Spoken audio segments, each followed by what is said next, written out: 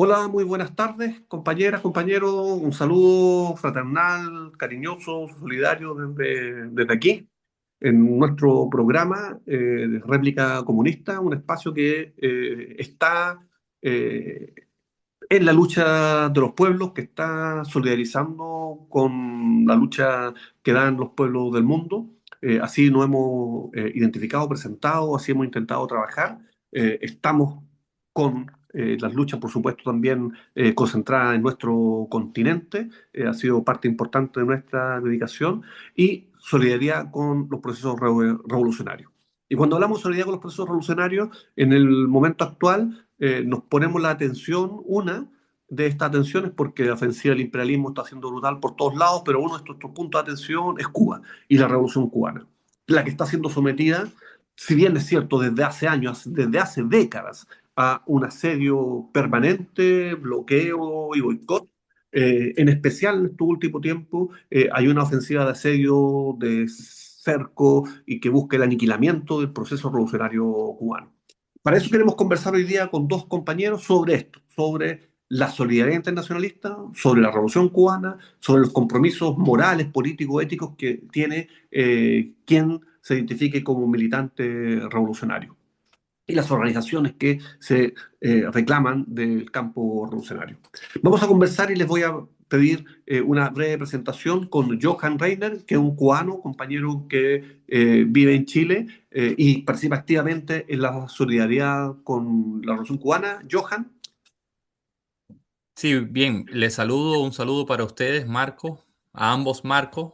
Mi nombre es Joan Reinier y participo hace más de una década en la Asociación Cultural José Martí, que es una asociación cuya sede está en Concepción, una asociación que se creó en la década del 90, también una coyuntura muy difícil cuando comienza en Cuba lo que se iniciaría como el periodo especial y que el año pasado cumplió 35 años. Desde que yo llegué a Chile hace más de una década me incorporé de manera natural en esa asociación porque trabaja el tema de la solidaridad política, internacionalista, cultural y trabaja también en fortalecer estos estrechos vínculos históricos, culturales, de todo tipo entre dos pueblos que han sido históricamente hermanos, que es el pueblo chileno y el pueblo cubano.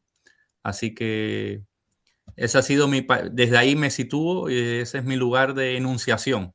Perfecto, muchas gracias, Johan. Y también comparte con nosotros hoy día Marco Riquelme, que es militante y dirigente del Movimiento Patriótico Manuel Rodríguez, y también es miembro de la Casa Bolívar. Marco, hola.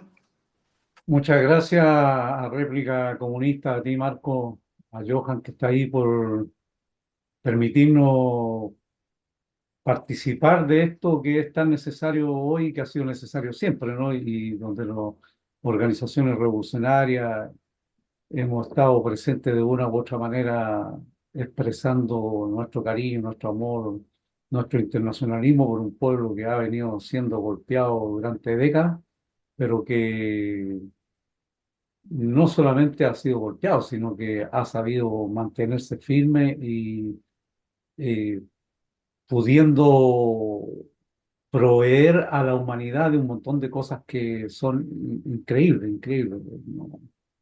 Y que bueno, seguramente lo vamos a ir conversando ahora. Exactamente, eso lo vamos a ir conversando porque las últimas palabras efectivamente como que nos identifican, ¿no? Es como desde un pueblo situado en una isla, aislado ya naturalmente, un pueblo con pocos millones de habitantes comparando con el resto de las poblaciones, con escasos recursos debido a su situación geográfica, resiste con la dignidad que resiste. Porque Cuba hizo su revolución, el pueblo cubano toma el poder, el pueblo cubano inicia un proceso de transformaciones radicales y de inmediato es sometido al acoso. De inmediato sometido al bloqueo y a la agresión permanente por parte del imperialismo. Pero Cuba, sometida al acoso, sometida al bloqueo, sometida a este ataque permanente, ha solidarizado. Cuba, y esto es lo increíble, ¿no es cierto?, ha logrado niveles de satisfacción de las necesidades básicas del pueblo cubano envidiables, logró estándares superiores a los países desarrollados, eh, y además, su práctica internacionalista fue concreta. Médicos, combatientes, profesionales, eh, partidos por todo el mundo, no para bombardear, sino que para ir a hacer solidaridad. Recibió, y ahí los chilenos, las chilenas tenemos la experiencia concreta, a miles de exiliados los acogió y solidarizó concretamente también con la lucha revolucionaria, la lucha de resistencia contra las dictaduras.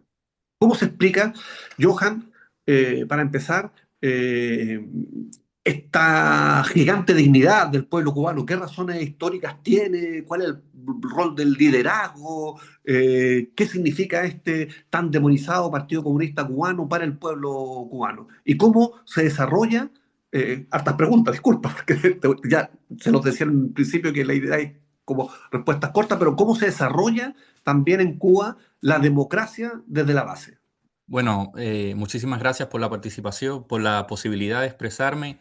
Bien, bueno, ustedes sabrán que nuestros vínculos incluso con el pueblo chileno vienen del siglo XIX, de las luchas independentistas, donde hubo internacionalistas chilenos que participaron en la manigua, como le decimos nosotros, en los campos de batalla, frente a los mambises, a los independentistas cubanos, para lograr nuestra independencia tardía de España en el siglo XIX. Hay que recordar que nosotros, como pueblo, ¿no? Como pueblo, el pueblo cubano en 90 años, de 1868, cuando empieza la primera guerra de independencia, hasta 1959 van casi 90 años. Hemos intentado 4 revoluciones en el 68, en el 95, en el 30 y en el 59. Es decir, es un pueblo que tiene un nivel de agencia histórica. Es decir, en menos de un siglo, intento de 4 revoluciones, además de una lucha continuada y prolongada, a pesar de las diferentes etapas históricas, por lograr la ansiada soberanía nacional, es decir, por constituirnos como pueblo, como nación, como Estado-nación, pero desde un punto de vista de la soberanía nacional, porque a partir de 1902, en la llamada república, fue una república neocolonial, pseudo-república, etc. Es decir, 1959 significó la conquista de los anhelos de independencia, de soberanía, etc., aún sabiendo que ahí comenzaba una etapa muy difícil. Yo no nací en el 59, obviamente, soy una generación más contemporánea, pero desde la época y desde la pedagogía política que hicieron los dirigentes de la revolución en aquella época, se sabía que la etapa que comenzaba era una etapa de lucha.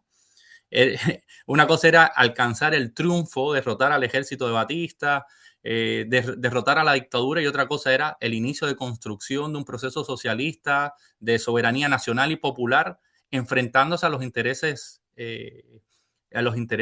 de la época, que eran, por ejemplo, las transnacionales norteamericanas, que como bien todos nosotros sabemos, historias latinoamericanas, ya habían hecho el golpe de Estado, por ejemplo, a Jacobo Arbenz en el año 54. Hay un cartel muy llamativo, ¿no? Muy ilustrativo, que es cuando a principio de los procesos de nacionalizaciones, no sé si era la compañía cubana de electricidad, decía: nosotros no seremos como Guatemala, porque en Guatemala en el año 54 se le había dado un golpe de Estado a Jacobo Arbenz, etc. Entonces, el proceso de soberanía y de intento de construcción de soberanía nacional, popular y territorial, porque incluso la soberanía territorial en Cuba no la tenemos completamente, tenemos un enclave colonial militar, que es la base naval de Guantánamo, y que no hemos podido recuperar, a pesar de que es una base ilegal, se ha denunciado un centro de tortura, violación a los derechos humanos, un agujero negro dentro del derecho internacional humanitario, y no se ha podido recuperar. Pero aún así, dentro de las condiciones de posibilidades, es decir, no hemos conformado como pueblo, y el concepto de pueblo que ha quedado bastante bien especificado en la historia Masolverá, en ese alegato que hizo Fidel después del asalto de Cuartel Moncada. Nosotros, la revolución nos conforma como pueblo. Un pueblo, porque antes de la revolución hablar de pueblo cubano es difícil, porque había racismo, estratificación por clase, por género, por color de piel, etcétera. Entonces, el propio proceso histórico y de lucha va conformando un pueblo que acepta el gran desafío de construir su soberanía enfrentándose a la potencia vencedora del orden mundial después de 1945. Entonces, ese ha sido el destino histórico de un proceso que entiende, es decir, de un pueblo que entiende que en ese proceso no solo se juega un modelo económico, es el socialismo, el capitalismo, no, se juega la historia, un proyecto de construcción nacional. Es decir, lo que está en disputa en Cuba, sí, por supuesto, el socialismo, el capitalismo, visiones de modelo o la revolución, pero también está en juego y en disputa la nación cubana. La nación cubana como historia, porque además tenemos vecinos y tenemos una historia en el Caribe, una historia colonial que nos refleja qué significa ser Puerto Rico. o qué significa ser, por ejemplo, una hermana nación como Haití, que fue la primera nación que hizo la primera revolución antiesclavista, anticolonial y todo lo que tuvo que pagar por eso. Entonces, nosotros estamos pagando con el bloqueo y con todas estas agresiones y con todas estas carencias que vivimos en la cotidianidad, estamos pagando el derecho, estamos pagando el resultado de nuestra firmeza y de nuestra firmeza de querer construir un proyecto soberano. No sé si logro más o menos resumir lo que expreso. Y bueno, y a partir de ahí comienza la construcción de un proyecto político que ha tenido muchas fases, pero una manera de construcción social, nacional, el imaginario, la manera también de los cubanos de mirar América Latina desde otro punto de vista, porque antes de la revolución nuestras referencias eran los Estados Unidos, España, el norte, una manera de mirar hacia el sur y de articularnos con todas las luchas y las causas del sur, bueno, expresada en aquello que dijo el comandante Ernesto Guevara, crear 1, 2, 3 Vietnam, pero una manera de sentirnos latinoamericanos. La revolución nos lleva a nosotros a sentirnos también nosotros latinoamericanos, y parte de esa nuestra América expresada por Martí desde el Río Grande o Bravo hasta la Patagonia. ¿Sí? La primera y la segunda declaración de La Habana también lo expresan. Entonces, a partir de ahí se construye un proceso inédito para nuestra propia historia, un proceso de construcción de poder popular, con avances, con retrocesos, etcétera, donde desde una democracia, como bien se dice, muchas veces desde posiciones liberales incomprendidas, pero una democracia participativa desde la base, desde los consejos populares, etcétera, tendrá sus errores, tendrá sus limitaciones, pero también tiene sus aciertos, y es el proceso que hemos construido nosotros desde una propia trinchera, porque hay que recordarse que del 1 de enero del 59 hacia adelante hemos recibido todo tipo de agresiones militares, económicas, sabotaje en el deporte, guerra bioquímica, guerra bacteriológica. Hemos recibido todo tipo de agresiones. Pero aún así, en ese espacio, en esa limitación, incluso que significa el bloqueo, hemos tratado de construir un sistema más justo de lo que había anterior de 1959.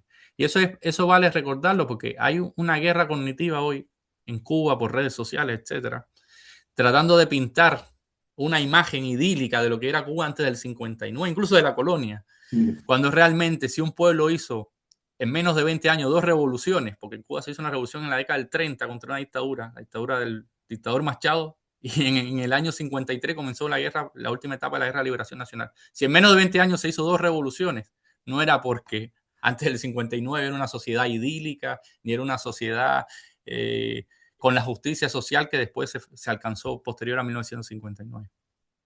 Entonces, bueno, y el partido, hablando del tema del partido, que es un tema bastante... Hay que recordar que el partido en Cuba no hizo la revolución construyó el partido.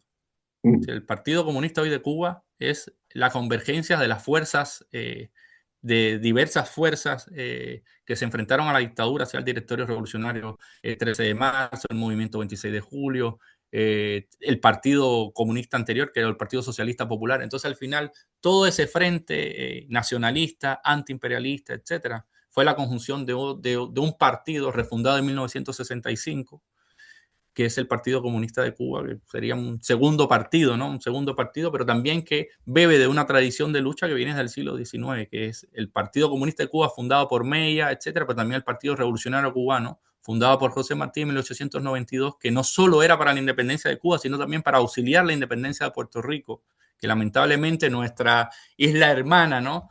No pudo soltarse las amarras de un proyecto del proyecto neocolonial que significa los Estados Unidos para ellos en el Caribe. Entonces, el Partido Comunista de Cuba actualmente es el que garantiza también dirigir un proceso que para nosotros nos garantiza nuestra soberanía nacional, popular, territorial, etcétera, a pesar de las limitaciones y del marco de agresión geopolítico en el que vivimos.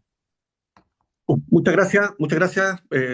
Muy buena síntesis de tanta historia de lucha, de construcción, de proyecto nacional, de proyecto democrático, transformador. ¿Ah?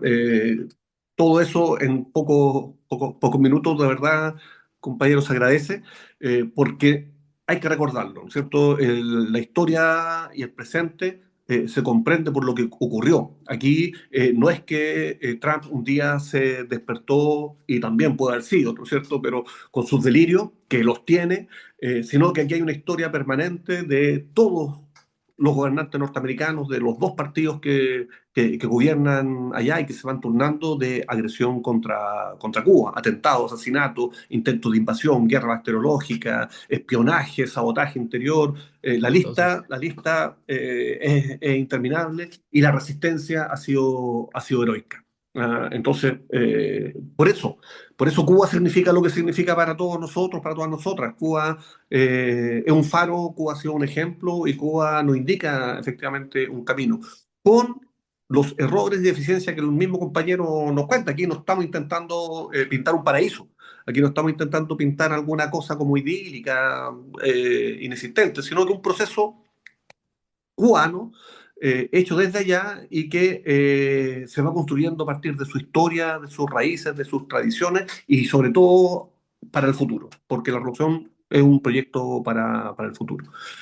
Siendo un proyecto para el futuro, tenemos un pasado reciente. Ya nos comentaba, ¿no es cierto?, la participación internacional de chilenos en la guerra de independencia, pero Marco, te voy a invitar a que nos converses sobre algún pasado un poco más reciente, ¿no es cierto?, que tiene que ver con la historia de la solidaridad del internacionalismo cubano con América Latina y con Chile en especial, ¿eh? Con Chile, que se expresa tanto en el proyecto de la Unidad Popular y la solidaridad cubana en ese tiempo, como vitalmente en la lucha de resistencia, de la cual efectivamente los rodriguistas también fueron parte, y establecieron un lazo muy íntimo también con la Revolución Cubana.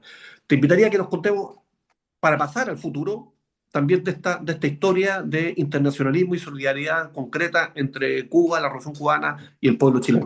Bien, oye, súper gratificante escuchar a Johan. Gracias efectivamente un resumen que nos permite, entre comillas, por supuesto, iluminarnos de un conocimiento que yo creo que es muy importante para todas y todos nosotros. Eh, incluso yo creo que ¿por qué es importante este relato que hace Johan? Porque una de las cuestiones básicas del imperialismo en esta guerra mediática y en esta hegemonía que mantiene es tratar de cubrir o borrar la memoria de los pueblos, pero no la memoria cualquiera, sino que la memoria de lucha, de resistencia de los pueblos. Entonces, cuando Johan habla de la historia y lo relacionado con Chile, claro, incluso yo me atrevería a decir, o sea, cerca de Maceo estuvo Pedro Vargas Sotomayor, por ejemplo, que llegó a ser general, por supuesto. y, y dentro, con unas decenas, diría, nunca se va a poder establecer, pero incluso hay libros que no hablan de eso. Incluso la primera bandera de Carlos Manuel de Céspedes, como una forma de agradecer el aporte, era casi igual, era igual a la bandera chilena, con la única diferencia que en vez del azul, donde va la estrella que tenemos nosotros, lo colocó al revés. El rojo lo colocó en la parte donde va la estrella, y el azul con la parte que nosotros la tenemos roja. Eh, pero además, Chile es el segundo país en América Latina en reconocer la beligerancia y el derecho a la beligerancia que tenía el pueblo cubano en relación con la colonia, ¿no? En relación con el invasor español. Entonces, hay allí una historia que se trata de tapar, ¿no? Quizás a lo mejor los intereses de quienes aquí financiaron eran distintos a los que tenían los que fueron a luchar allá y los que tenía el pueblo cubano, pero los que fueron a luchar allá se destacaron en la lucha junto al pueblo cubano como hermano. Entonces, es interesantísimo mirar de que esta relación que después se ha mantenido durante largo tiempo es una relación que proviene de la historia de lucha de nuestros pueblos, y que por lo tanto es el legado que han venido dejando las generaciones anteriores. Eh, y de allí paso a señalar de que en el periodo popular, que para centrarnos más en lo que vino posteriormente, más contemporáneo, en el periodo de la Unidad Popular, eh, independientemente de las opiniones que uno tenga respecto al proceso de la Unidad Popular, que a nosotros, a mí por lo menos, o a mi organización, les parece que ha sido el proceso donde en mejores condiciones de organización, de lucha ha tenido nuestro pueblo, y los avances para la clase obrera y el proletariado fue importantísimo. Sin embargo, la idea y la forma de cómo llevar adelante un proceso revolucionario en Chile, que ahí están las diferencias que tenemos, pero hay que señalar ya a partir de allí de que Cuba, y en particular del comandante en jefe Fidel Castro y del partido y del gobierno cubano, fueron muy respetuosos del proceso chileno, incluso llegando a valorar la forma que se estaba tratando de avanzar. No, sin embargo, advirtiendo de lo que significaban los peligros de la contrarrevolución. Bueno, durante ese periodo de la Unidad Popular hubo en Chile intercambio cultural de música, teatro, cine, canto, en fin. Aquí todos yo creo que recuerdan históricamente, ¿no? Cuando vino Silvio, Noel Nicola, la Sara González, si no me equivoco. En fin, o sea, y en el deporte ya Cuba empezaba a, no hay que olvidar que más o menos como en 1972 obtiene las primeras medallas olímpicas. Cuba ya es avanzado en América Latina en el tema del deporte y por lo tanto empieza a mandar diferentes entrenadores de disciplina para poder compartir y desarrollar el deporte chileno. Es así como, por ejemplo, yo recuerdo en la ciudad donde vivía, que era Tocopilla, que nosotros jugábamos béisbol en Tocopilla, no pelota, como le dicen los cubanos, y allí llegaron entrenadores de béisbol para entrenar a la selección de Tocopilla, que era la base de la selección chilena. Disculpen que me coloque medio pueblerino en esta parte, pero siempre recuerda el pueblo donde nació, ¿no? Bueno, entonces a partir de allí hay todo un proceso largo de cooperación, ¿no? Por ejemplo, eh, para la época, que era muchísima plata, eh, Cuba destina aproximadamente $1 millón de solidaridad, que me parece que son 200.000 en efectivo, $200.000 en efectivo y $800.000 en azúcar. Es más, Fidel le pide al pueblo cubano de que aquellos que tienen esta cantidad de azúcar la donen. Me parece que los que tenían 4 o 5 libras de azúcar donen media libra y los que tenían más de 5 libras de azúcar donen 1 libra. Y eso destinado al pueblo chileno. Entonces, el nivel de relación que se produce, de relación política que se produce en ayuda del pueblo cubano, porque no estamos hablando solamente de la ayuda material, estamos hablando de la ayuda política, del empeño porque tuviese un buen resultado el gobierno popular. Además de eso, hay una cooperación muy importante en en todo el tema educacional. Y es a partir de allí que se empiezan a generar grandes delegaciones de estudiantes chilenos ir a estudiar medicina a Cuba. Entonces, y con esto cierro esta parte, eh, la solidaridad, porque a veces pretenden colocarnos como que vino Fidel y se quedó un mes y que todos querían que se fuera y Fidel no se iba. Es una absoluta mentira, porque Fidel anduvo en todo el país y las concentraciones, las manifestaciones a Fidel en todo el país fueron gigantescas. O sea, el pueblo chileno estaba, quería escuchar, quería intercambiar, quería saludar, felicitar al pueblo cubano a través de su comandante en jefe. Entonces hay una gran colaboración. Y lo segundo es a partir del golpe de Estado, que yo creo que una de las cosas que nunca le ha faltado a Cuba, sobre todo después de la revolución, ha sido dignidad. y la forma que enfrentan los compañeros de la embajada, que enfrentan la represión que se viene en los primeros días del golpe, es una cuestión muy digna, muy digna. Entonces, a partir del golpe de Estado se recibe una gran cantidad de gente que tuvo que salir del país, de compañeras, compañeros, familias completas que tuvieron que salir del país. Cuba los recibe. Si uno va a la mar encuentra una cantidad enorme de chilenos. Eh, entonces, se produce eso. Pero junto con eso, Cuba es el primer país que denuncia el terrorismo en el que se estaba produciendo en Chile. Incluso hay una anécdota porque en ese tiempo Raúl Roa era el canciller y Ricardo Alarcón parece que era el representante de Cuba en la ONU. Efectivamente, sí. Y, y cuando sube el enviado, bueno, primero denuncia a Cuba lo que estaba ocurriendo en Chile, las matanzas, y cuando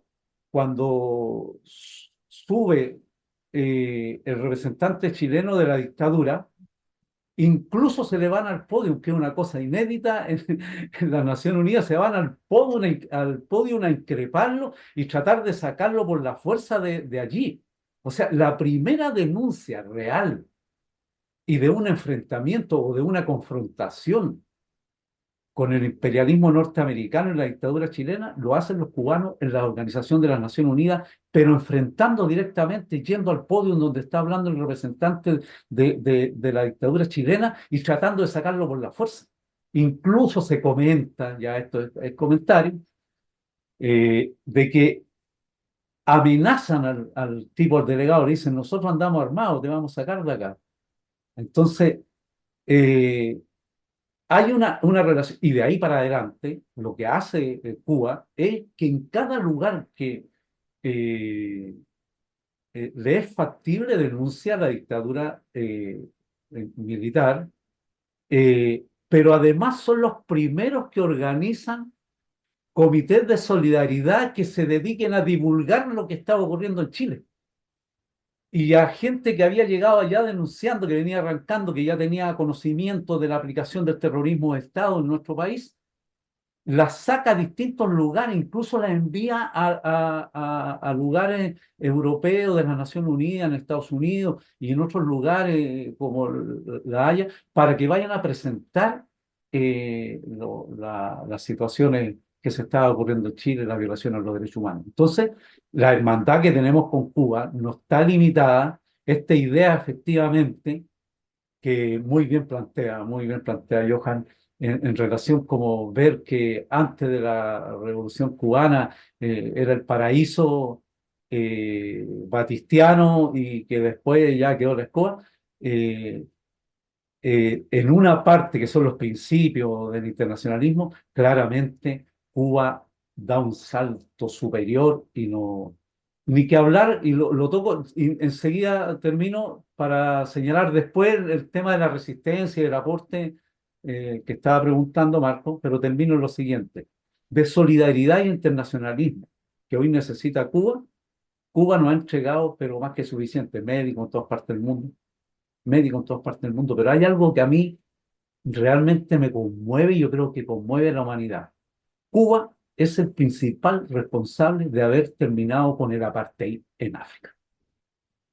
Y no hay nadie que pueda desconocerlo. Entonces el nivel de solidaridad e internacionalismo que ha desplegado Cuba tiene que ser un ejemplo que nos haga imitar hoy día en relación con el cerco y rasedio que sufre Cuba. Muchas gracias, compañero. Ahí seguimos, ¿cierto?, con esto de la historia y la importancia de reconocer estos lazos inmemoriales, podríamos decir, ya de Chile, de América Latina con Cuba. Esto no es una invención, esto no es algo que caiga del cielo así por revelación. Esto no es, como le llaman ellos, ideología únicamente, sino que es una práctica concreta. Es una historia que se ha construido a partir de hechos, a partir de solidaridad, de internacionalismo, a partir de comprender que no se hermana un mismo destino y que hacia allá debemos ir, ¿no es cierto? La solidaridad con Cuba es un deber moral, ¿ah? Es un deber ético, un deber político del cual no podemos mirar para el lado. Recordamos hoy, lamentablemente, no podemos dejar de recordar a los traidores que se han aprovechado, han profitado, se han enriquecido incluso con la Revolución Cubana, que estuvieron allá, que fueron acogidos y que hoy día critican el mismo sistema político que los acogió, que hoy día reclaman democracia y cambios y que no lo hicieron cuando efectivamente ese sistema político, ese sistema social les cobijó, le ayudó y fue indispensable para el desarrollo de la lucha política y para la sobrevivencia del pueblo chileno. Ahora, sabemos sí que Cuba está sometida, y lo decíamos desde el principio, a un asedio feroz, increíble, inhumano, genocida. Compañero, Johan, ¿nos puedes comentar brevemente cuál es la situación hoy día del pueblo cubano allá en la isla? ¿Cómo está afectando este bloqueo? ¿Cuáles son las causas de las carencias que el gobierno cubano ha reconocido, que no intenta ocultar, sino que efectivamente demostrar cuál es efectivamente la situación que está viviendo el pueblo cubano y por qué, y por tanto, cuáles son las vías de solución a los problemas que hoy día tiene, que afectan a la población cubana y al destino de la revolución? Y bueno, la verdad es que concuerdo también con el compañero Marco y me gustaría, antes de comenzar, plantear una reflexión que muchas veces incluso no nos crea ni a nosotros, ¿no? No nos crean ni a nosotros. Lean, busquen, infórmense con lo que dicen ellos. Cuando me refiero a ellos, me refiero al gobierno de los Estados Unidos, desde El arte de la inteligencia, ese libro famoso de Alan Dulles, que fue el primer secretario, el primer director de la CIA, donde él hablaba de que había que usurpar el imaginario colectivo y recolonizar las utopías, es decir, escucharlos a ellos a decir, o escuchar a Lester Mallory cuando escriben el famoso memorándum, que para destruir a la revolución, decía Castro, así como hablaban ellos, Castro tiene el gran apoyo, entonces hay que hacer una guerra económica para hacer que el pueblo se levante contra el gobierno y sea desde el pueblo que hay una implosión social y de ahí generar el fin de la revolución. Es decir, lo que estamos viviendo actualmente en Cuba y lo que se ha vivido los últimos años y las últimas 6 décadas no es más que un plan trazado eh, desde inicio de la revolución por los Estados Unidos en diferentes etapas, con diferentes medidas, etcétera, para hacer colapsar una experiencia socialista en América Latina, un proyecto de soberanía y para demostrar, incluso para disciplinar no solo a Cuba, sino al mundo. Porque la última orden ejecutiva de ahora, llevando en estos días, de Trump, es una forma de disciplinar a todo aquel que quiera ayudar a Cuba. Es decir, lo dice explícitamente. Es decir, el gobierno de México tuvo que suspender el envío de petróleo y de combustibles fósiles a Cuba, y así alentar a que otros gobiernos no lo hagan.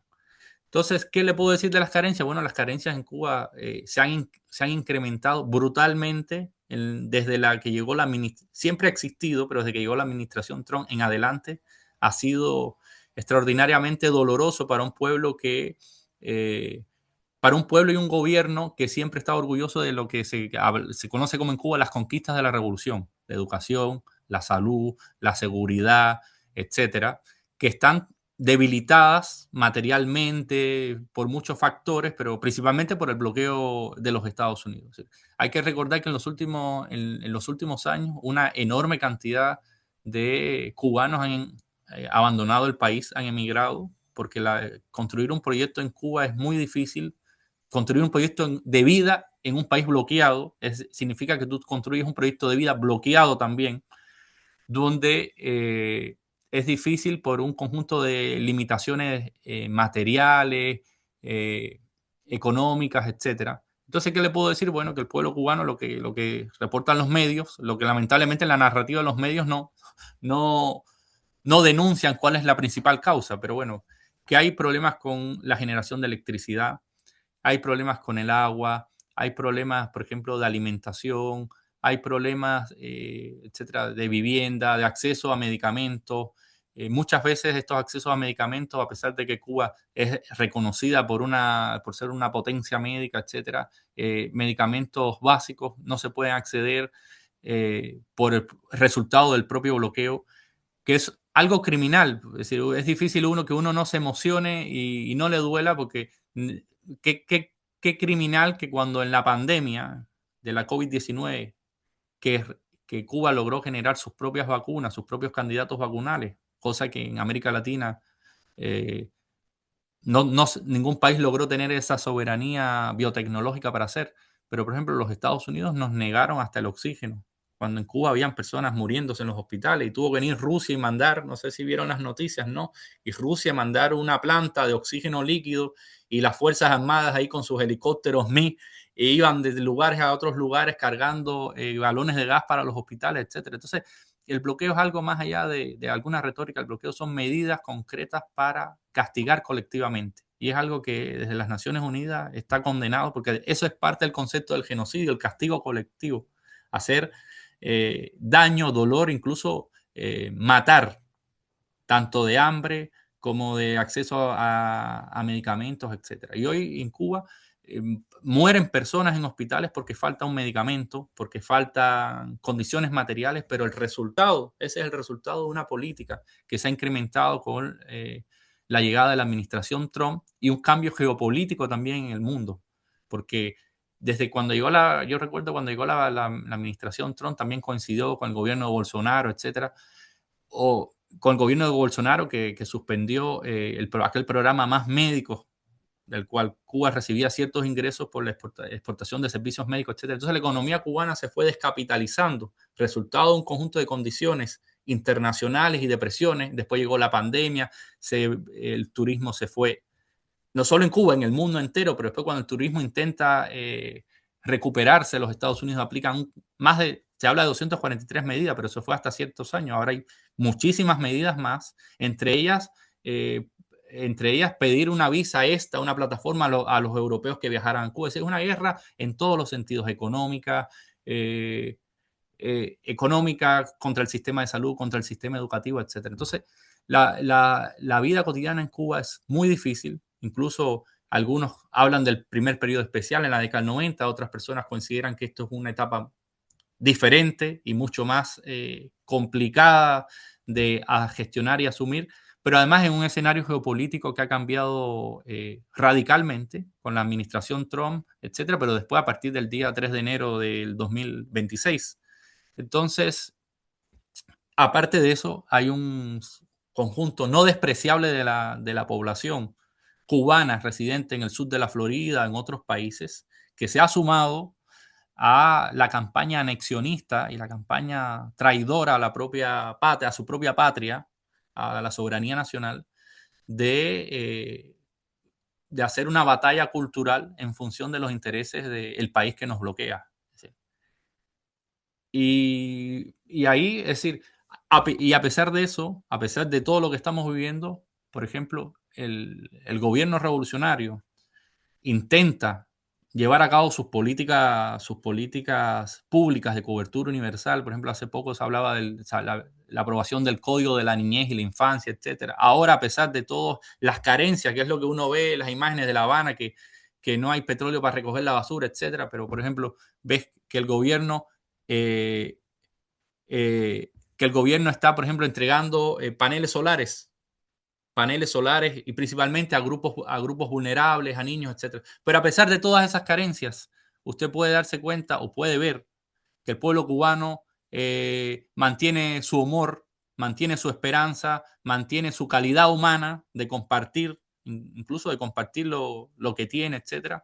Y la verdad es que es doloroso, porque imaginemos cómo era Cuba hace 10 años, en el 2016. No sé si se acuerda lo que significa el bloqueo. Cuando Obama flexibilizó esos 2 años, fíjate, no eliminó el bloqueo, flexibilizó, porque la política de Obama estaba basada en destruir el propio proceso revolucionario, pero desde otra perspectiva. Él mismo lo declaró en el Congreso, utilizando el soft power, ¿no? Poder inteligente.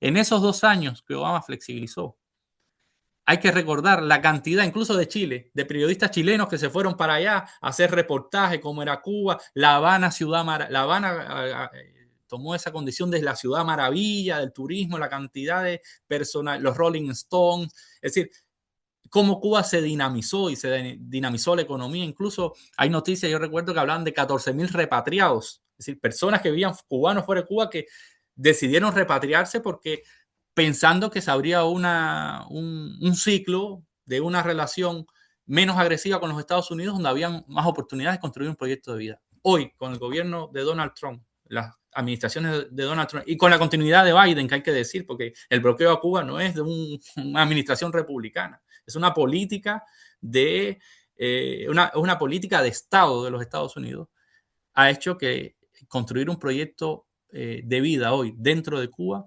es muy difícil por las enormes carencias que tenemos resultado de un castigo colectivo y una presión internacional. Y es terrible escuchar a aquellos los negacionistas del bloqueo, incluso escuchar cubanos que son negacionistas del bloqueo. Yo creo que no hay mayor complicidad y no hay mayor acto de traición a un propio país que ponerse en función de los intereses, incluso de la narrativa del gobierno que te bloquea y que hace que mueran con nacionales de uno, ¿no? Compatriotas, etcétera, por la falta de posibilidades de llevar a cabo políticas que salvan vidas, porque la política no solo han salvado vida en Cuba, como bien decía el compañero Marco, han salvado vida en el mundo, porque el internacionalismo cubano ha salvado vidas en el mundo, ha operado de la vista, las misiones médicas, los médicos cubanos han llegado en cualquier desastre que ha ocurrido en Turquía, Pakistán, hasta en los Estados Unidos, cuando el huracán Katrina, uno de los primeros países que dijo, nosotros mandamos una brigada médica, fue la brigada Henry Riff, fue el pueblo cubano. Es decir, Cuba ha salvado incluso vida en los Estados Unidos por la cantidad de médicos norteamericanos, que eso no sale en ningún medio hegemónico, por la cantidad de médicos norteamericanos que se han graduado en la Escuela Latinoamericana de Medicina, así como médicos chilenos y todo el mundo. Entonces, ¿qué le puedo decir? Que es triste, es muy triste y doloroso ver la situación actual de Cuba, pero a la misma vez es el ejemplo constatado, más allá que lo ha declarado Trump y Marco Rubio, de que es un país bloqueado. Y cuando un país se bloquea, como el caso cubano, es porque el socialismo funciona, porque la experiencia socialista funciona, porque si no, no hubiese necesidad de bloquear. Es lo que decimos mucho. Si usted dice y propaga que el socialismo no funciona, ¿por qué hay que bloquearlo? ¿Por qué hay que aplicar la cantidad de sanciones? ¿Por qué hay que exterminarlo? ¿Por qué hay que castigar colectivamente a un pueblo? Cuando este pueblo, cuando la historia del internacionalismo cubano ha sido una historia de solidaridad, incluso de dar la vida y de miles de muertos en función de lo que decía el compañero, de la independencia y la soberanía de muchos países del mundo. Excelente, muchas gracias, Johan. Claro, es súper difícil, ¿ah? Me parece que si uno no está en Cuba, si uno no pasa por allá, aprovecho de decir a todos los compañeros, una forma de solidarizar efectivamente para los más privilegiados, para los que puedan, es que sus vacaciones no las pase en los paraísos capitalistas, sino que pueda ir efectivamente a Cuba porque divisas allá se requieren y la recepción, la solidaridad, incluso en tiempos como los que están viviendo hoy día, del pueblo cubano es maravillosa y se puede pasar un buen tiempo conociendo la revolución, conociendo qué significa efectivamente el socialismo más allá de la propaganda, mucho más allá de esa intoxicación que no solamente es propaganda. Eh, y decía, sirve porque lo feroz del bloqueo uno solamente lo puede comprender estando en Cuba, porque el bloqueo impacta la vida diaria de las personas, de todas las personas que están en Cuba. No nos podemos imaginar, no nos podemos imaginar lo que no hemos vivido, ese feroz bloqueo, lo que significa efectivamente eh, estas décadas de agresión norteamericana imperialista contra Cuba. Y no nos podemos imaginar, por tanto, el tamaño de la dignidad de ese pueblo, de esas compañeras y compañeros que resistiendo el bloqueo mantienen en alto sus banderas y se manifiestan en las calles de La Habana bajo la lluvia para recibir a los 32 héroes cubanos asesinados en Venezuela últimamente. Y muchas más expresiones de apoyo y sostén a la revolución cubana. Marco, te quería preguntar desde tu perspectiva, ¿cómo se analiza la situación de la revolución cubana y del pueblo cubano hoy día? ¿En qué está Cuba? Y también le voy a preguntar a Johan, pero ¿cómo podemos solidarizar? ¿Qué significa la solidaridad, disculpa, en actos concretos hoy día? Concretos y urgentes. Bien, oye, dos cosas antes de responder lo que me preguntaste. Una, de que el nivel más o menos, de acuerdo a algunas cifras, el nivel de la necesidad de producto que se ha producido producto del bloqueo, eh, Cuba en estos momentos está ocupando alrededor de 3.000 barriles de petróleo diarios. Y lo que necesita para funcionar con cierta normalidad son aproximadamente 100.000 barriles de petróleo diarios. O sea, lo que estamos diciendo que con los 3.000 barriles de petróleo diario, evidentemente no alcanza para generar la electricidad que necesita todo el país, para iluminar el país, pero tampoco para hacer andar la locomoción, tampoco para hacer un montón de cosas. O sea, están dedicados esos barriles que es posible obtener, están dedicados a las cosas más urgentes, hospitales, maternidades, en fin, de las cosas más urgentes que necesita el pueblo cubano. Y el pueblo cubano produce una cantidad de barriles de petróleo diario, me parece que alrededor de 30.000, 40.000, pero es de baja calidad. Entonces, incluso si es que no me equivoco, servía para mezclarlo con el petróleo venezolano que llegaba, porque si no, no era factible ocuparlo así, porque ese petróleo se puede refinar en determinados lugares. Pero además de eso, no servía para un montón de derivados más del petróleo que se necesita. Entonces, es una cuestión gravísima. Eh, lo segundo, yo creo que hasta hace muy pocos días Cuba dio muestra de una dignidad tremenda, eh, donde 32 héroes y además de la cantidad de gente, de compañeros heridos que llegaron a Cuba por defender la soberanía de otros pueblos. Eso es una locura si uno lo ve en esta dimensión. O sea, Cuba aporta 32 de sus hijas e hijos para lograr, para permitir que se mantenga la soberanía de un pueblo. O sea, no hay cuestión más generosa que eso. Entonces, por lo tanto, creo que es vital pensar desde otra perspectiva también la solidaridad con el pueblo cubano. Porque si no, si uno no da cuenta, por ejemplo, lo que hablábamos recién, que hablaba Johan, que hablaba Marco, mi tocayo, respecto de lo que ha sido Cuba para los demás países, podríamos convertir esto que la solidaridad con el pueblo cubano tendría que ser casi de carácter ideológico, y no es así. O sea, los pueblos de África, Angola, Mozambique, por nombrar algunos, hasta Sudáfrica, con todo su capitalismo actual, pero son pueblos agradecidos de Cuba. Entonces, bueno, por ahí. Lo tercero es que hay una de las más importantes solidaridad que dio Cuba a Chile fue justamente la formación de combatientes y militares oficiales para luchar contra la dictadura.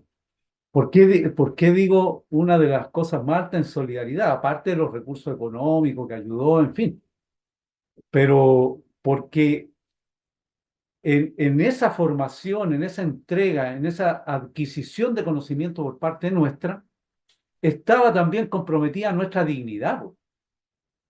La dignidad de un pueblo que no tenía una herencia histórica de lucha militar desde los tiempos de la independencia, con algunas excepciones, y que los compañeros del MIR habían ido llevando adelante durante un periodo. Pero Cuba, con la masificación de esto, lo que hace es agregarnos a nosotros una parte importante de dignidad que también nos faltaba, porque la lucha contra la dictadura, la decisión de luchar militarmente contra la dictadura, es una decisión que te entrega soberanía y dignidad, ¿no? Entonces, hay ese elemento, yo quería resaltarlo, importante, donde permite incluso Cuba de que militares formados en su tierra, a pesar de toda la inconveniencia, participen como pueblos de nuestra América, como decía Martí, de la Patria Grande, como decía Bolívar, de nuestra América, participen activamente en la liberación de otros pueblos. O sea, de todo lo que hablamos de puras cosas de carácter que tienen que ver con la dignidad de los pueblos, con nuestra historia, con nuestra herencia importante. Y para terminar, diría yo lo siguiente. Hoy día el pueblo cubano está sufriendo uno de los asedios eh, que más poco conocidos en este momento. O sea, se conoce poco este tipo de asedio. O sea, no te permiten entrar combustible a algo que necesita combustible. Eh, es un crimen de lesa humanidad, diría yo. Y hay que colocarlo en ese rango, que son los mismos rangos, los acuerdos, tratados y un montón de cuestiones después de la Segunda Guerra Mundial, donde participaron activamente, donde el capitalismo participó activamente y el imperialismo para desarrollar este tipo de tratados, ¿no? Eh, el, el- el- la idea de respeto de algunas cuestiones para que no se produjesen grandes masacres, grandes crímenes contra los derechos humanos, contra los pueblos. Y resulta que hoy, estamos en el 2026, se cometen este tipo de crímenes de manera impune por la televisión, en vivo, en directo, contra el pueblo de Cuba. Entonces no tiene que ver solamente con una decisión de que esto es algo de carácter ideológico y por lo tanto los que somos comunistas, los que somos revolucionarios tenemos que solidarizar con Cuba. No, no es así. Es la humanidad la que tiene que solidarizar con Cuba. Y ver, como de la pregunta de Marco, de que esta situación que vive el pueblo cubano, resistiendo este asedio brutal, criminal de parte de Estados Unidos y de otros países que se hacen cómplices de esto, eh, esta idea de no tener a lo mejor todo el arroz que se necesita, todo el aceite que se necesita, la leche que se necesita para los niños, para los ancianos, eh, poder movilizarte, la educación y todo eso que está sufriendo el pueblo cubano que resiste heroicamente, la única forma que nosotros tenemos de agradecer ese gesto que nos honra es la solidaridad y el internacionalismo, en el caso de los revolucionarios, y la solidaridad internacional que debe colocar la humanidad con el pueblo, el querido pueblo cubano. Muchas gracias, Marco. Johan, te quería preguntar así brevemente, quizá lo mismo, ¿cómo podemos hoy día solidarizar con la Revolución Cubana, con el pueblo cubano? Si hay algunas iniciativas ya en marcha, ¿cuáles son? De todas maneras, vamos a intentar concentrar, porque sabemos que hay, para que cada cual pueda estar informado y ponerse efectivamente en esta solidaridad. Johan, ¿nos podías contar de alguna iniciativa hoy día?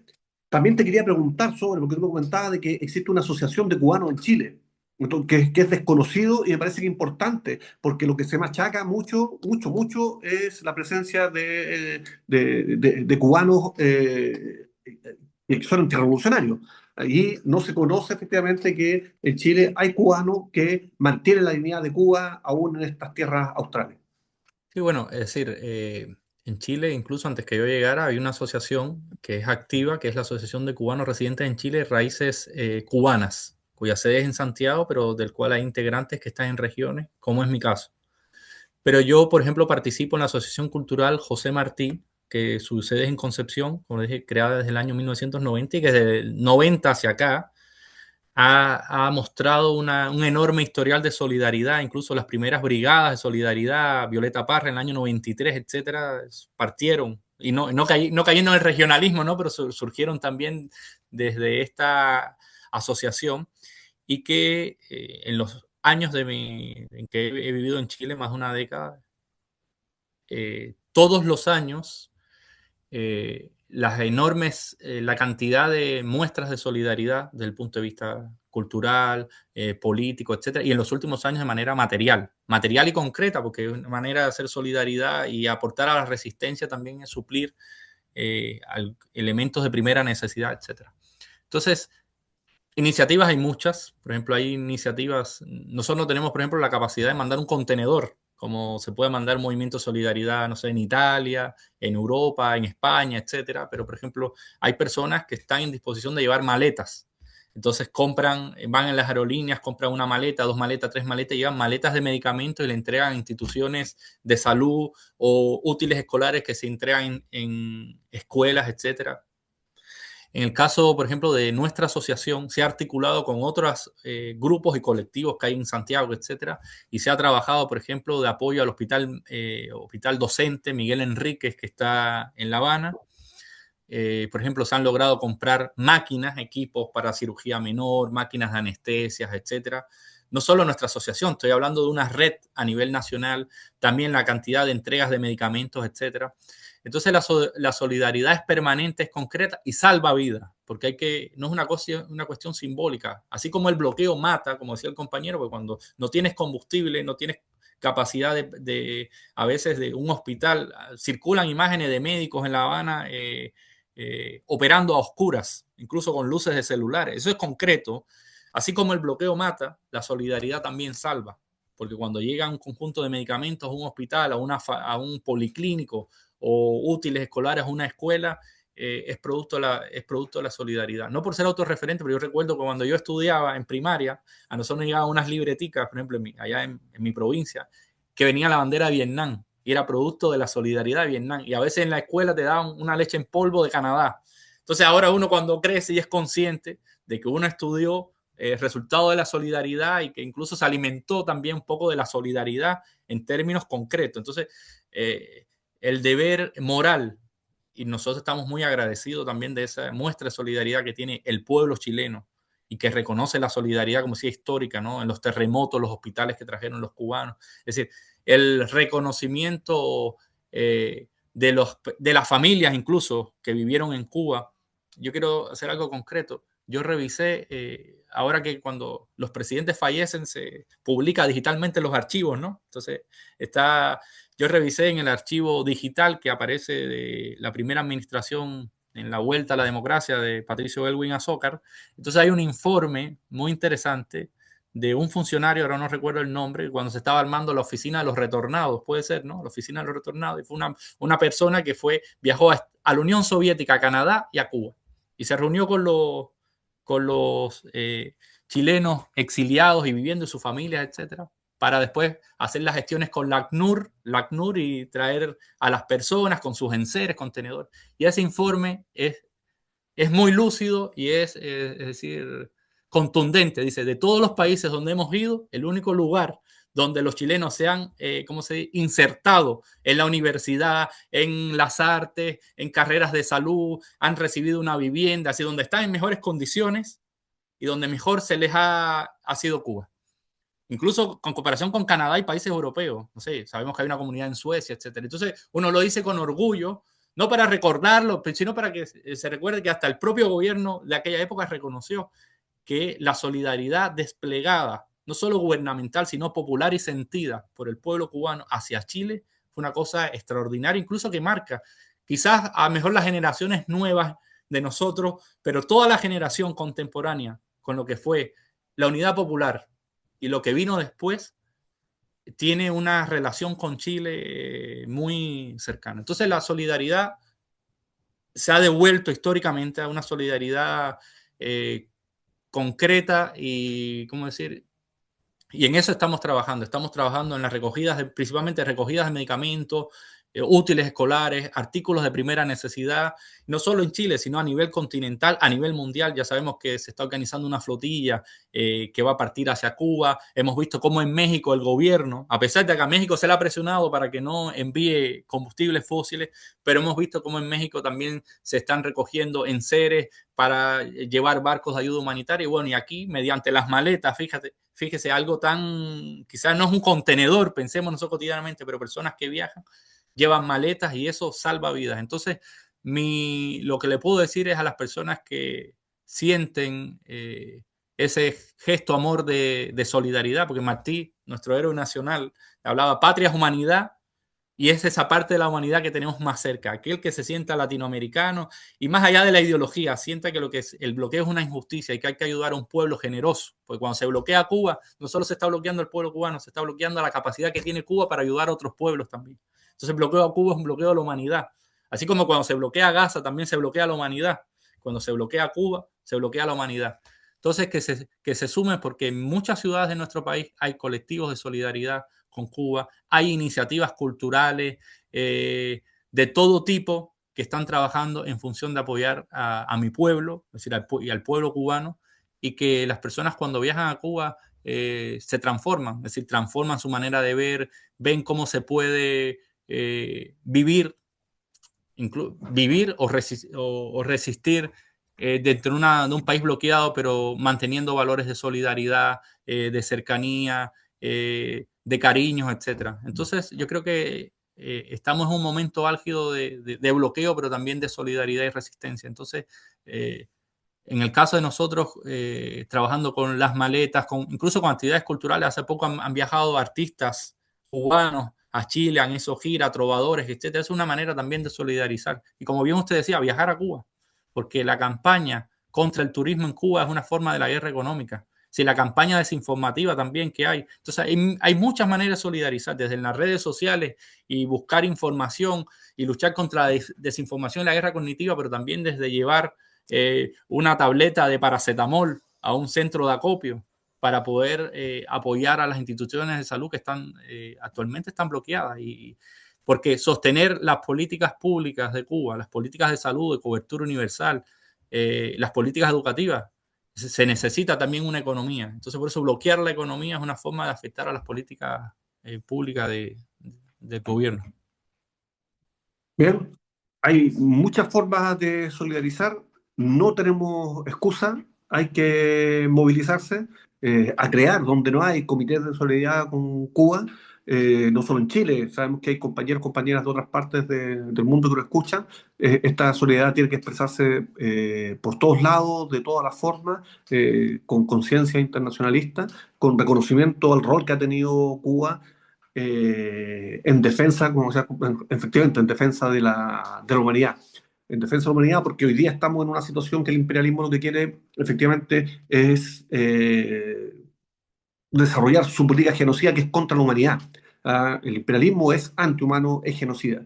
La humanidad tiene un destino y ese destino efectivamente se expresa en la solidaridad con la revolución, ese destino se expresa en el socialismo, que es la única forma en que podemos salvar la humanidad hoy día. Pero de eso también nos hablaba un ejemplar dirigente cubano, ¿no es cierto? El más grande quizás de todos, y que, si no me equivoco, vamos a conmemorar en este año los 100 años de su nacimiento.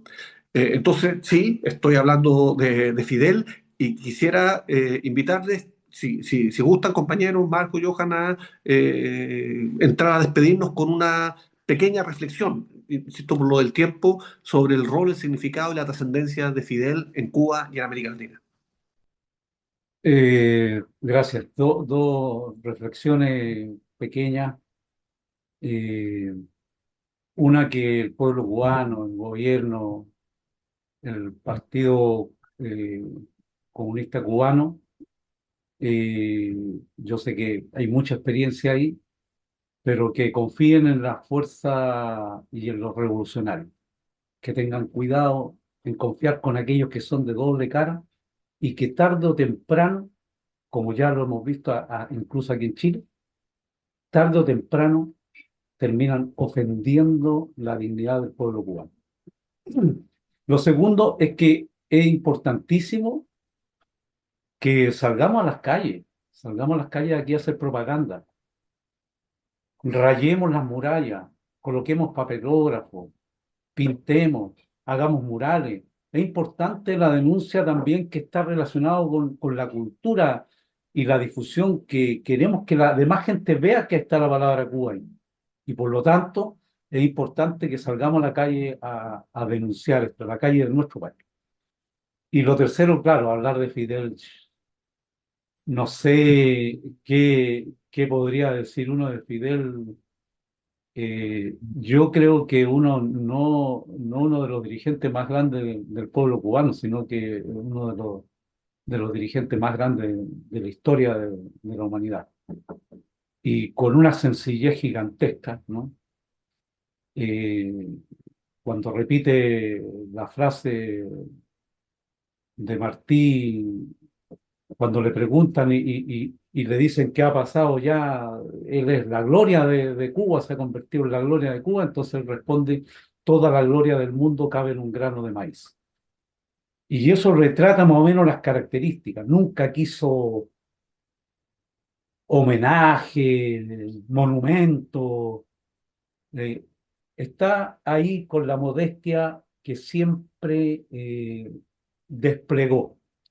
Pero la lucidez, o sea, uno en estos momentos ve los discursos de Fidel que se han puesto incluso hasta de cierta moda, ve trozos, pedazos de los discursos de Fidel y es realmente un gigante que está viendo a 200 años después de su muerte. Incluso es más, las cosas que dice son las cosas que están ocurriendo ahora, o sea, todos los discursos, podríamos poner a Fidel en estos momentos su discurso y estaría Fidel en estos momentos defendiendo al pueblo cubano. Estaría peleando contra el bloqueo, porque cada discurso está lleno de ideas, de aciertos de lo que ha venido ocurriendo durante estos tiempos. Eh, yo creo que incluso la desaparición de Fidel provocó más agresión del imperialismo. No era fácil eh, eh, pelear contra Fidel. Siempre los ganó. Nunca pudieron definitivamente asesinarlo después de los, no sé, 700 intentos de asesinato. Eh, entonces, yo creo que este año que se van a cumplir 100 años, el centenario de Fidel, eh, debemos honrar incluso su memoria, tratar de ir a Cuba, tratar de hacer eso, ese centenario debe primero pasar por todos los pueblos de América Latina y el mundo y que sea la culminación. Así que, no, ¿qué más? No, es difícil hablar de Fidel. Sí, mira, voy a retomar una reflexión que decía el compañero Marco, y es que un amigo mío de Cuba hace poco me escribió, porque parece que en el calendario asiático, no sé si el calendario chino, tibetano, dicen que este es el año del caballo de fuego, ¿no? Algo así. Caballo. Y él me decía, oye, compadre, la revolución este año no se cae porque si es el año del caballo, también es el centenario del caballo, porque también a Fidel se le conocía con el caballo. Sí, sí, Entonces, en esos imaginarios sincréticos cubanos, ¿no? Cómo opera, ¿no? Muchas conexiones y asociaciones. Pero hay algo que es muy interesante, que es que nuestra última etapa de liberación nacional contra la dictadura comienza en el año 53 y lo hace una generación liderada por Fidel, que es la generación del centenario, que es la generación que asalta el cuartel Moncada y que y con muchos gestos de arrojo y valor simbólico, ¿no? Y, bueno, y aquel juicio cuando Fidel habla, ¿no? Parecía que el apóstol iba a morir en el año de su centenario, ¿no? Tan grande era la afrenta. Y esa generación del centenario de Martí es la que lleva a cabo todo un proceso, que es el que estamos todavía. Entonces, este año es el centenario de Fidel. Entonces, significa que pareciera que los años de centenario de dos figuras tan importantes son años definitorios. Y yo creo que Fidel nos deja un gran legado y una gran responsabilidad. Porque no solo es Fidel por su vida, sino es las ideas y la fuerza de las ideas que defendió lo que significó Fidel y un pueblo. Porque Fidel es Fidel porque también hay un pueblo que lo acompaña y que participa en estos procesos. Entonces yo creo que mi reflexión va en esa función de que este año es un año definitivo también, definitorio, porque como en los años centenarios, y la mejor manera de honrar es luchar, porque siempre que se lucha se puede vencer. Y yo creo que ese es el gran ejemplo de Fidel de no rendirse y de luchar y de luchar y de luchar porque es lo que demostró su propio proyecto, su propia experiencia de vida, ¿no? Ser fiel a las ideas, ser consecuente y contar y también y salir del personalismo. Es decir, sabemos que contar con los compañeros, con la construcción colectiva, etcétera. Entonces, este es un año de centenario y tenemos la gran responsabilidad de, como lo mismo lo hizo Fidel y su generación en el centenario de Martí, de seguir manteniendo esa lucha y esa resistencia y salir de la resistencia y poder avanzar a otras formas de organización y otras formas de construcción más emancipatorias, principalmente en este año tan simbólico. Yo creo que si por algo la agresión este año se ha desplegado en el 2026, no creo que coincidentemente sea el 2026 el año del centenario donde el imperialismo norteamericano se la está jugando toda por destruir a la revolución. Entonces yo creo que así como ellos se lo están jugando toda por destruir en el 2026 el año centenario de la revolución, el 2026 va a ser un año definitorio para nuestro pueblo y los cubanos fuera, etcétera, en función de defender un proceso que, como decía al principio, va más allá de construcción de un modelo, sino el que está en juego es la nación cubana, frente a una potencia que hace más de 200 años ha querido dominar, controlar, absorber, incluso anexar, comprar, de todas las maneras tratar de el pueblo cubano. Muchas gracias. No, de verdad tengo que decir que nos emocionan también estas palabras porque lo nuestro no es solo, y no es para nada frialdad, sino que es testimonio de vida, de lucha, de resistencia. Y Fidel representa aquello, ¿no? Quien se atreve a luchar es capaz de vencer. Y en ese desafío, nuestra solidaridad completa con la Revolución Cubana, nuestra solidaridad con la lucha del pueblo cubano, nuestra denuncia a los traidores de aquí y de allá, del lado que sea, porque cuando traicionan los procesos revolucionarios están traicionando a la humanidad, nos mantenemos alerta frente a ello, y nuestro saludo a quienes abrazan la revolución, quienes abrazan los procesos de transformación, porque en estos tiempos lo estamos necesitando.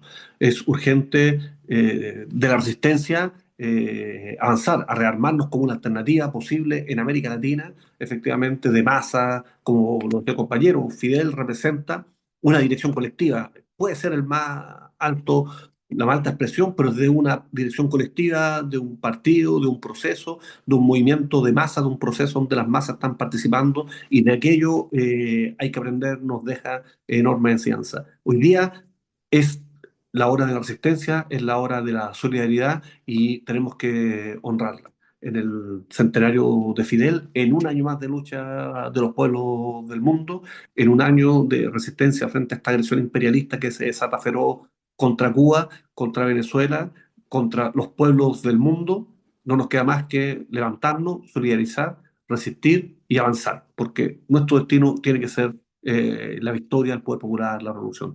Compañero Marco, Johan, un gran abrazo, y si quieren, las últimas palabras para despedirnos por hoy. No, en el caso nuestro, insistir nomás en la solidaridad, pero yo creo que lo demás está dicho. Espero haber contribuido en parte al programa, a, a entregar una mirada, pero yo creo que en lo particular, y me siento muy agradecido, Johan ha puesto cierta claridad que proviene desde su pueblo mismo, de sus raíces, y eso para nosotros es súper importante porque necesitamos también, ¿no? Tiene que ser recíproca la alimentación del conocimiento de lo que está ocurriendo. Así que, no, bien, ahí después por interno lo va a pedir va a hacer una consulta a Johan respecto al envío de medicamentos y cosas de eso.